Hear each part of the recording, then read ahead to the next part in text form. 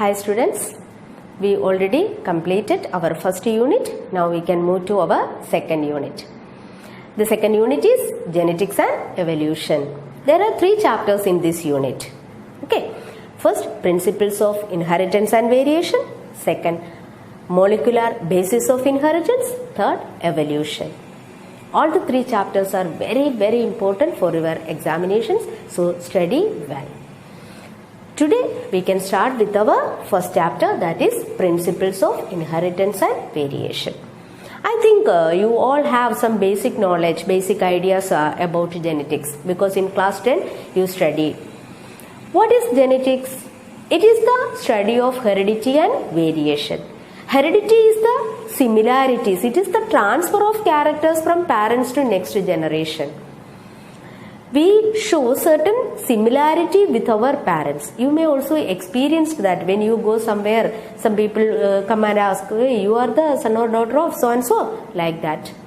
Why they are asking like that? Because you have some features similar to your parents. But at the same time, we are not exact copies. We show some differences also. So genetics deals with both heredity and variation. And it is Gregor Mendel who is considered as father of genetics. He performed his experiments in garden pea or Pisum sativa. Okay. And why did he select pea plant for his experiments? Because first thing, it is a bisexual plant. So self-pollination and cross-pollination is very easy. Second thing, its lifespan is very short, so easily produce the next generation. Third thing, it shows different contrasting traits. Mendel studied 7 contrasting traits in the pea plant. Which are they? Look at the table. Stem height, it may be tall or dwarf. Flower color may be violet or white. Flower position, axial or terminal. Pod shape, inflated or constricted. Pod color, green or yellow. Seed shape, round or wrinkled. Seed color, yellow or green. These are the 7 contrasting characters. Let's check the Mendelian experiments. First, he selected only one character. Okay. For example, if it is height. I told you, height has 2 contrasting forms. Which are they? Tall and dwarf. So, the parents are tall and dwarf. He selected one tall pea plant and crossed it with a dwarf pea plant. Here we can write the gene combination as capital T, capital T. Okay, the genetic constitution of an organism is known as the genotype and the physical appearance is known as the phenotype. Tall, it is the physical appearance. So, it is phenotype. And the tall is represented by the genes capital T, capital T. Okay. So, here the dwarf small t, small t. And even though the parents possess both the genes, during gamete formation it gets separated and each gamete receives only one. Okay. So, capital T, again capital T. Here also one gamete with small t, another gamete also with small t. Now, it can be crossed. We can find out the progeny using a Punnett square. Okay. Here capital T, capital T. Small t, small t. So what will be the progeny here? Capital T, small t. Here also capital T, small t, capital T, small t, capital T, small t. And these progenies, this first generation is known as first filial generation or F1 generation. The genotype is capital T, small t. Okay. But the phenotype was tall, not intermediate. one gene for tallness and one gene for dwarfness are there, but the physical appearance is tall. Okay, so all the F1 progenies were tall in nature. It is tall.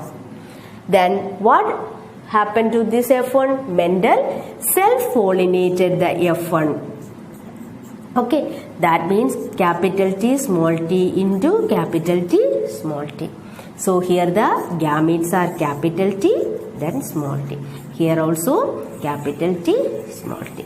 When we draw the Punnett square, it will be here capital T, here small t. Here capital T, here small t. So the progeny is capital T, capital T, capital T small t, capital T small t, small t, small t. So what is the physical appearance, physical nature or phenotype? It is tall, it is also tall, it is also tall, but this is dwarf. So out of 4 progenies, 3 tall and 1 dwarf is formed. 75% one character and 25% another one. And the character or the gene which is dominating, that is known as the dominant gene or the dominant character. And the gene which gets suppressed in the presence of the dominant gene is known as the recessive gene. Here, tall is the dominant character and dwarf is the recessive character. Capital T is the dominant gene and small t is the recessive gene. And here in this cross, Mendel selected only one character. So this cross is known as monohybrid cross, and the ratio of monohybrid cross is 3:1. Okay, 3 dominant and 1 recessive character. Okay, and here just look here. Here this is tall. Capital T is tall. Capital T small t is also tall. How will we distinguish this? How can we know that? We are saying it is a tall plant. How can we know the genotype? Okay, and the gene which codes for a pair of contrasting traits is known as alleles. This is known as the alleles. So what are alleles? Genes which code for a pair of contrasting traits. In this case, the allelic pairs are same. So it is known as the homozygous, and if the allelic pair is different, it is known as heterozygous. Okay. And I told here we cannot, how can we find out the genotype of this parent? We don't know whether it is capital T or capital T small t. So in such cases, the unknown parent, the plant whose genotype we want to find out, cross that plant with the recessive parent. Okay, if it is capital T, when it is crossed with the recessive parent, what will be the result? Capital T into small t. What will be? All the progenies were the dominant one, homozygous. Okay, if the genotype of the unknown organism is homozygous dominant, all the progenies were same. Okay, it shows a single character when it is crossed with the recessive parent. But if the progeny genotype, the test organism's genotype is capital T small t, when it is crossed with the recessive parent, it shows 1:1 ratio. Okay, I will write here. Suppose the parent is capital T small t, and it is crossed with the small t. Here the gametes capital T and small t. Here it is small t. So when we write, we will get capital T small t, then again capital T small t, then small t. Here small t. 2 tall and 2 dark, 1:1 ratio. And this type of cross is known as test cross. Crossing this parent with the recessive parent. Okay, it is used to find out the genotype of the unknown organism. If we want to find out the genotype of an unknown organism, cross that with the recessive parent. And this cross is known as test cross, and the test cross ratio is 1:1. Okay, it is also very important for the exam. And after conducting this monohybrid experiments, Mendel formulated 2 laws. These laws are known as laws of inheritance or principles of inheritance. And the first law is law of dominance. Law of dominance states that characters are controlled by discrete units called factors. Okay. Factors always occur in pairs, and in a dissimilar pair of factors, one dominates over the other. These are the 3 points of law of dominance. So the characters are controlled by discrete units called factors. Mendel used the word factor instead of gene. Then these factors always occur in pairs, and in a dissimilar pair of factors, one dominates over the other. Clear? Now, the second law is known as law of segregation.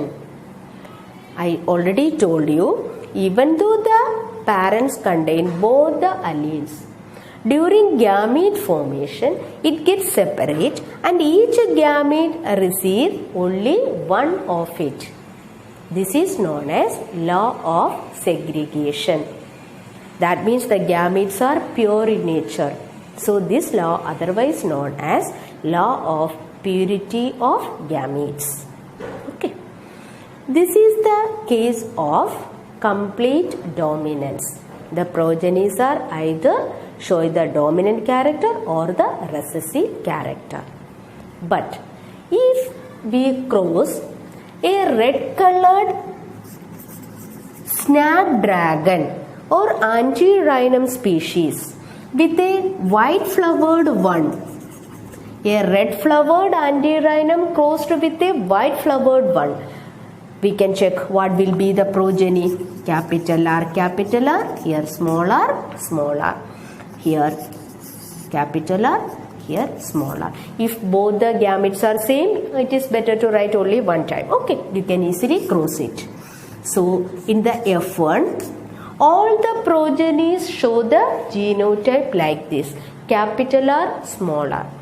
According to this cross, it will be red, but here it is not red, it is not white, but it is pink in nature. Pink, it shows pink color.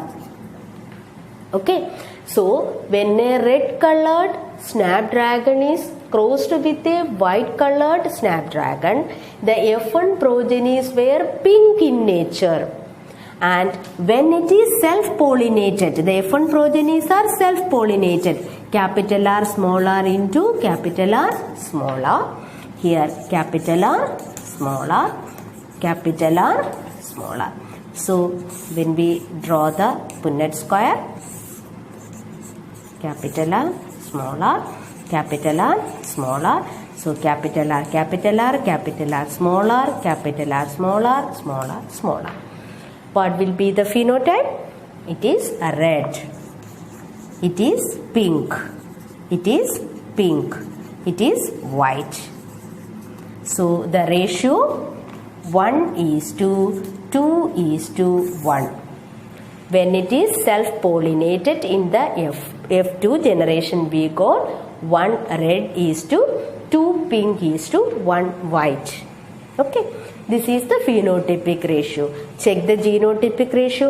How many capital R, capital R? 1. How many capital R, small r? 2. How many smaller? 1. So the genotypic ratio is also same. 1:2:1. So what happens here? Here in the F1 progeny, it doesn't show either of the parents, but it is the midway between them, red and white. The F1 progenies are not red or white, it is midway, that is pink. And this type of dominance is known as incomplete dominance. Okay, example, snapdragon or antirrhinum species. Clear? It is also very important for examination. So study up to this. The remaining part, that is codominance and other things, we can study in the next class. Thank you.